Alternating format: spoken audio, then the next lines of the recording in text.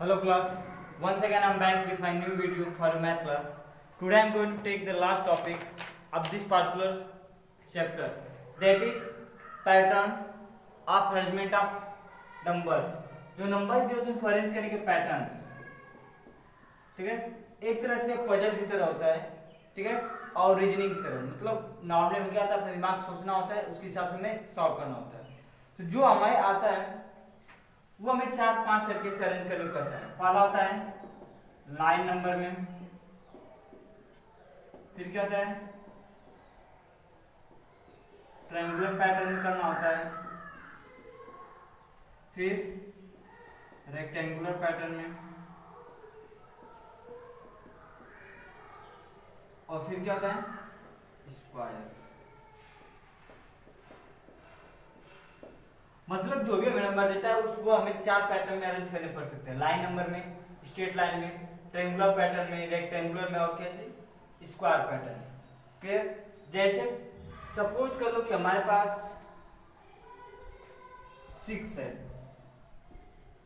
क्या है 6 है, तो 6 को जब लाइन नंबर में क्या अरेंज करोगे, क्या होगा, इस मान लो कि हम जी ऐसे ऐसे बना के करते हैं, ये क्या है लाइन नंबर है, यानी स्ट्रेट लाइन का पैटर्न है। अगर मैं इसको करूं ट्रायंगुलर पे, ट्रायंगुलर क्या हो जाएगा, हो गए 6 ना, ये हमारा क्या है, ये हमारा स्ट्रेट लाइन का हो जाएगा, ये हमारा किसका हो जाएगा ट्रायंगुलर का हो जाएगा। अगर देखा है रेक्टेंगुलर पैटर्न का, तो रेक्टेंगुलर पैटर्न क्या है, 6 जो है 6 क्या हो सकता है 3 × 2 हो सकता है, या 2 × 3 हो सकता है। दोनों में हमें क्या मिलेंगे 6 मिलेंगे। 3 × 2 करोगे तो भी 6, और 2 × 3 करोगे तो भी 6 मिलेगा। क्लियर?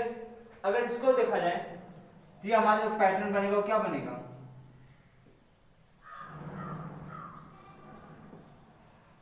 एक यह पैटर्न बन सकता है रेक्टेंगुलर का, या फिर ये भी बन सकता है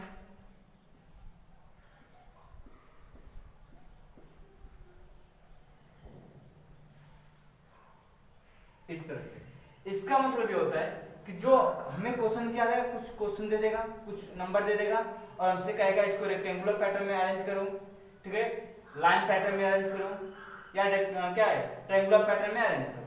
क्लियर? जो स्क्वायर पैटर्न होता है, स्क्वायर पैटर्न का सिर्फ वही नंबर स्क्वायर पैटर्न में रखे जा सकते हैं जिसमें किसी एक नंबर का उसी मल्टीप्लाई करने के बाद नंबर आ जाता है, ठीक है। मतलब हमारे पास जो स्क्वायर पैटर्न में नंबर आएंगे वो 1 का स्क्वायर 1 हो सकता है, 4 हो सकता है, 9 हो सकता है, ठीक है, 16 हो सकता है, 25 हो सकता है, 36, यानी 1 का 1 में मल्टीप्लाई होना चाहिए, 2 × 2 होना चाहिए, 3 × 3 होना चाहिए, 4 × 4 होना चाहिए, 5 × 5 होना चाहिए, 6 × 6, क्योंकि स्क्वायर क्या होता है, जो जितना लंबा होता है उतना ही चौड़ा होता है। मतलब लेंथ और ब्रेथ जब बराबर होते हैं उसको स्क्वायर कहते हैं। इसका मतलब जितने भी, ठीक है, ऐसे बॉल टाइप इधर लगेंगे उतना ही बॉल टाइप इधर, मान लो 1 हो गया, जितना इधर उतना ही इधर, 3 रहेंगे तो, ठीक है, 4 का देखोगे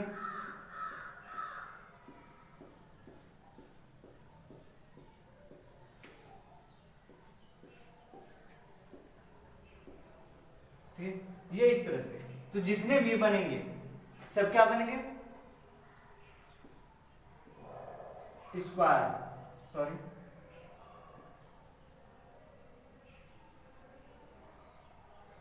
ठीक है, तो ये स्क्वायर है। स्क्वायर में क्या होता है कि जितना बॉल ऐसे लगेगा हॉरिजॉन्टल उतना ही वर्टिकल, मतलब कॉलम में और रो में क्या रहेंगे बराबर रहेंगे। इनको हम क्या बोलते हैं, ये जो इस तरह होता है इनको हम कॉलम बोलते हैं, और इसको क्या बोलते हैं रो, ठीक है। कॉलम और रो में बराबर होना चाहिए। जो हमारा रेक्टेंगुलर पैटर्न होता है उसमें क्या बराबर नहीं होना चाहिए, ठीक है, एक कम और एक ज्यादा होना चाहिए, मतलब इधर उधर होना चाहिए। तो यह पैटर्न है अरेंजमेंट का, यानी हमें क्वेश्चन दे देगा और हमसे कहेगा कि इस नंबर को रेक्टेंगुलर पैटर्न में अरेंज करो। जैसे कर दिया कि तुम्हारे पास 12 है, ठीक है, इसको पैटर्न में अरेंज करो, ठीक है, कौन से पैटर्न में, रेक्टेंगुलर पैटर्न में अरेंज करो। तो 12 को क्या करोगे, देखोगे किसका किसका मल्टीप्लाई करने के बाद 12 आ सकता है। ध्यान रखोगे कि कॉलम और रो दोनों 1 से ग्रेटर होने चाहिए, कॉलम और रो 1 से ग्रेटर, 1 से ग्रेटर नहीं रहेंगे, 1 रहेगा कॉलम या रो में तो लाइन बन जाएगा। क्या बन जाएगा, लाइन। तो देखा जाए तो 12 जो है वो क्या हो जाएगा, 2 इंटू 6 हो जाएगा, चाहे 6 इंटू 2 का हो, उसके बाद 4 इंटू 3 हो जाएगा, या 3 इंटू 4 हो जाएगा, होगा ना। अब जब करोगे तो मान लो कि आगे वाले को हम रो लेते हैं और पीछे वाले कॉलम, किसी को रो किसी को कॉलम ले सकते हो। तो 2 है, 1 2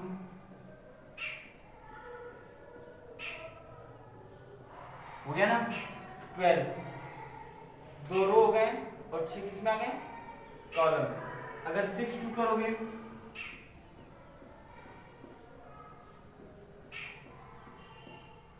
तो हमारा क्या हो गया, 6 रो में आ गया और 2 किस में आ गया, कॉलम में। एक मिनट, ये गलत हो गया, ये हमारा से इसके लिए रहेगा, इसके लिए रहेगा, ठीक है। 2 रो हैं हॉरिजॉन्टल, ऐसे जो होते हैं उनको रो करते हैं और ऐसे जो होते हैं उनको कॉलम करते हैं। तो 6 कॉलम हो गए और 2 क्या रो हो गए, इसमें 2 कॉलम हो गए और 6 क्या हो गए, रो हो गए। उसी तरह इसका करोगे, कोई रो किसी कॉलम करना, उसमें कोई दिक्कत नहीं है।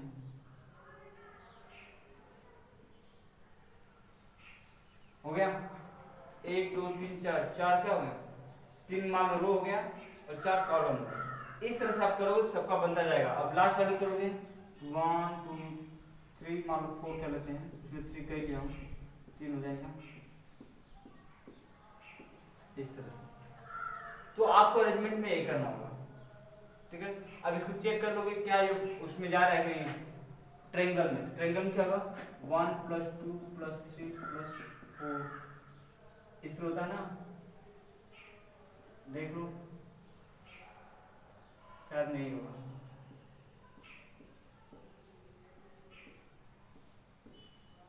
इसमें 12 नहीं हो पाएगा, ठीक है। 10 12 जो भी नंबर आपका रहेगा आप उसके हिसाब से अरेंज कर लेना।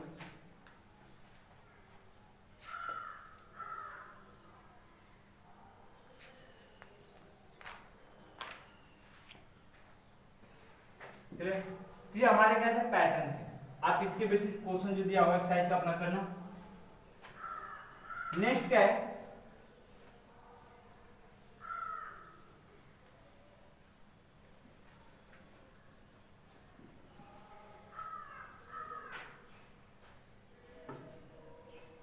नेक्स्ट दिया है ऑब्जर्विंग पैटर्न। पैटर्न के हिसाब से ऑब्जर्वेशन करके हमें क्वेश्चन सॉल्व करना होता है। जब पैटर्न ऑब्जर्व करते हैं तो हमें थोड़ा सा क्या होता है, जल्दी से, ठीक है, क्वेश्चन को हम सॉल्व कर सकते हैं।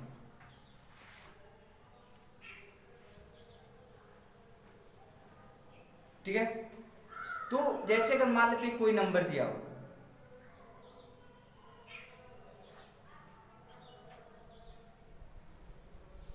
एडिशन सब्ट्रैक्शन का तो रहने देता हूं, ठीक है। या जैसे मान लो कि हमें एग्जांपल में 119 है, 119 को हम कैसे कैसे लिख सकते हैं, इसको मैं लिख सकता हूं 110 + 9, ये हो सकता है क्या 120 - 1। दो तरीका इसको लिखने का ना, 110 + 9 कभी 119, और क्या हो जाएगा 120 - 1 तो भी इतना ही आएगा, ठीक है। या फिर इसको लिख सकते 110 + 10 - 1, 110 + 10 - 1, या इसको लिख सकते 120 - 1। तो किसी भी नंबर को दिया होता है तो प्लस माइनस में लिखते हैं, तो अपने हिसाब से कैसे लिख सकते हैं, ठीक है। जैसे हमें पसंद आता है उसके हिसाब से लिखते हैं, और जैसा क्वेश्चन दिया होता है सॉल्व करने को उसी हिसाब से रख के क्या करते हैं, सॉल्व करते हैं। नेक्स्ट दिया है पैटर्न हेल्पिंग मल्टीप्लिकेशन। अगर पैटर्न को फॉलो करते हैं तो मल्टीप्लिकेशन में हमें किस तरह से हेल्प मिलती है। जैसे दिया है क्वेश्चन में कि हमें 4 नंबर को मल्टीप्लाई करना है, मान लो 74 में 9 का मल्टीप्लाई करना है, 74 में 99 का मल्टीप्लाई करना है, 74 में 999 का मल्टीप्लाई करना है। तो हम कैसे करेंगे, इसका तो मान लो मल्टीप्लाई करना आसान है, 9 का टेबल पढ़ोगे हो जाएगा। इसका करना टफ है और इसका करना टफ है, लेकिन अगर पैटर्न फॉलो करें तो हम कर सकते हैं। अगर देखा जाए तो हम जानते हैं कि 74 इंटू 9 को क्या लिख सकते हैं 10 माइनस 1, 9 को 10 माइनस 1 लिखा जा सकता है। अब इसका मल्टीप्लाई कर दो, क्या आ जाएगा 74 इंटू 10 यानी कितना 740, और जब इसका इसमें करोगे 74 बन जा 74। अब माइनस कर दो तो यहाँ पे इससे क्या लेगा 10 माइनस 4 6, यहाँ 3 होगा, इससे क्या लेगा 13 और 30 माइनस 7 6, और यहाँ क्या बचेगा 6। तो 6 6 6 इसकी क्या आंसर आई, आंसर आई। हमें क्या दिया था कि 74 में 9 को मल्टीप्लाई करना है, तो हम 9 को चेंज कर लेते हैं। 9 पर देखा है तो क्या हो सकता है 10 माइनस 1 हो सकता है, ठीक है। अब मल्टीप्लाई करोगे किसी भी नंबर में, किसी भी नंबर से 10 का मल्टीप्लाई करोगे 100 का, तो कुछ नहीं करना होता, जितना जीरो होता है उतना पीछे लगा देते हैं।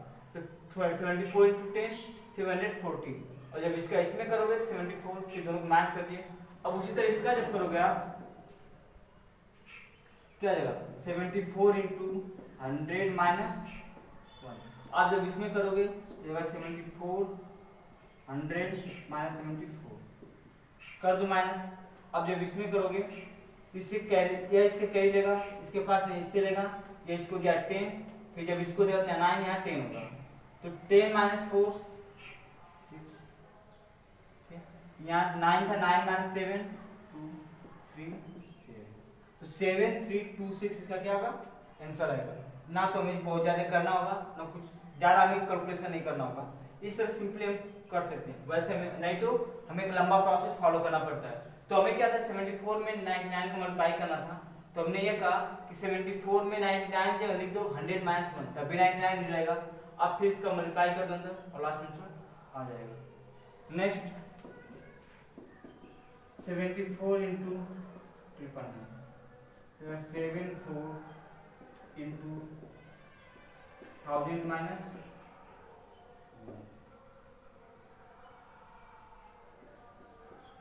जब कर दो जाएगा 74,000 माइनस 74, तो जगह माइनस करोगे यहाँ 6 बचेगा, फिर 2 9 3 और 7, तो 7 3 9 2 6 इसका क्या आएगा आंसर आएगा। तो जब भी आपको 9 से रिलेटेड कोई क्वेश्चन देता है तो वहां पे हम उसको 10 99 दिया है तो 100 और 1000 99 999 दिया है तो 1000 में से और में से 1 1 मार्क्स करके सॉल्व करो तो आसान आराम से, ठीक है, इजीली क्वेश्चन सॉल्व हो सकते हैं।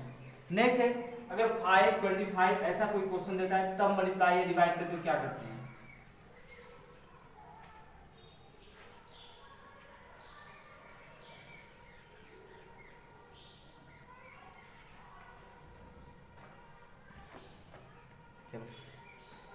करा 5 25 और 125 से किसी नंबर को मल्टीप्लाई करना हो तो कैसे करते हैं। तो पहले इसको हम 10 में बदलते हैं, तो 10 में बदलोगे तो किसका मल्टीप्लाई करना पड़ेगा 2 का, कितना आ जाएगा 10। इसको का बदलना होगा 0 लास्ट में 1 फॉर्मेट में, तो 4 का मल्टीप्लाई करो कितना आ जाएगा 100, और इसमें किसका करना होगा 8 का, तो कितना आ जाएगा 1000। ये हो जाएगा, यानी जब 5 दिया होता है तो 2 का मल्टीप्लाई करके 10 बदल लेते हैं, 25 दिया तो 4 का मल्टीप्लाई करके 1000 बदलते हैं, और 125 दिया तो 8 का मल्टीप्लाई करके 1000 में चेंज करते हैं। लेकिन ध्यान रखोगे जिससे मल्टीप्लाई करोगे उससे डिवाइड भी करना होगा। अगर 2 से मल्टीप्लाई करोगे क्वेश्चन में तो 2 से डिवाइड करोगे ताकि वैल्यू में चेंजिंग ना हो सके। फिर 4 करोगे तो 4 से डिवाइड भी करना होगा, 8 करोगे तो 8 से डिवाइड भी करना पड़ेगा। जैसे हमें दिया है कि 49 इंटू 5 करना है, तो हम जानते हैं यहाँ 5 दिया है तो क्या करो 2 का मल्टीप्लाई करो। जैसे ही 2 का मल्टीप्लाई करोगे 2 से डिवाइड भी करना पड़ेगा, क्योंकि लास्ट में 49 इंटू 5 के बराबर वैल्यू चाहिए, तो 2 से 2 फिर कैंसिल भी कर सकते हो, तो अभी 5 का टाइम बचता है ना। अब ये क्या आ जाएगा 49 इंटू 10 अपन 490 अपन क्या आ जाएगा 2 हो जाएगा। अब जब इसकी वैल्यू सॉल्व करोगे पहले 2 टाइम फिर 4 टाइम फिर 5 टाइम, कितना आएगा 245। यानी जब भी क्वेश्चन में 5 दिया होता है तो 2 का मल्टीप्लाई करते हैं और 2 से डिवाइड करते हैं, और करने के बाद ये इतना आ गया, फिर सॉल्व करके वैल्यू डाल देते हैं। नेक्स्ट है कि अगर हमें 49 और 25 को मल्टीप्लाई करेंगे तो क्या करेंगे, तो हम क्या करेंगे,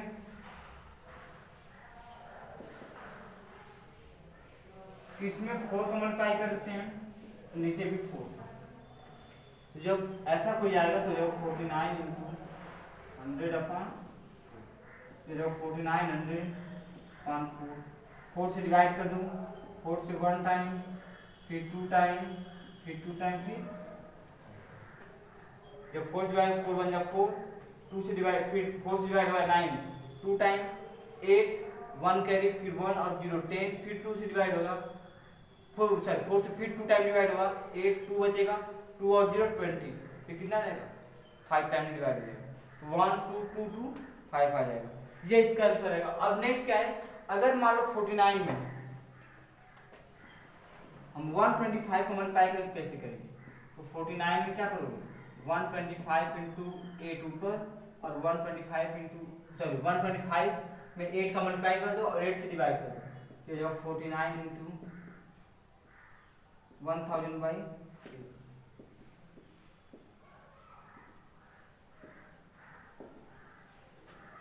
डिवाइड करो, पहले कितने बार जाएगा 6 टाइम, 48 1 बचा, 1 और 0 10, कितने टाइम 1 टाइम, तो 4 बचा, 4 और 0 40, 5 और 0, आई वो कितने बार जाएगा, एक मिनट को कितने देखता हूँ,